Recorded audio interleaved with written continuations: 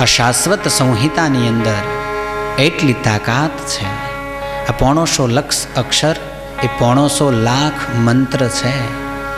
એનું પ્રમાણ સ્વયં જ્ઞાન, ભક્તિ અને વૈરાગ્યએ પૂરું પાડ્યું છે. જ્ઞાન અને વૈરાગ્ય અત્યારે વેચાતા થઈ ગયા છે. ભક્તિ તો રહી જ નથી. નારદજી કહે છે, હું નથી કહેતો. જ્યાં જુઓ ત્યાં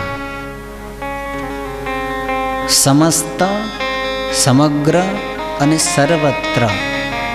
સમસ્ત એટલે બધાય, અને સર્વત્ર એટલે બધેય, અને સમગ્ર એટલે બધાનું. બધુંય વેચાઈ રહ્યું છે અને બધુંય ખરીદાઈ રહ્યું છે.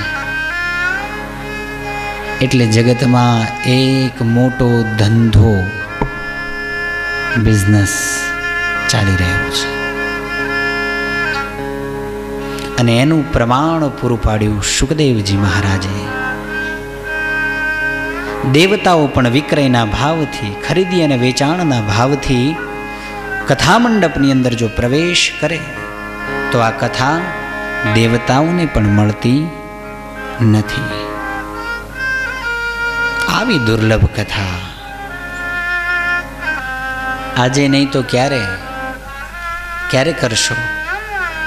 દરેક કથામાં આવું જ જૈન કરશો? ફરવાનું, તીર્થો કરવાના, દર્શન કરવાના, પણ કંઈક શીખજો. શું અર્થ કથાનો? કંઈક શીખજો.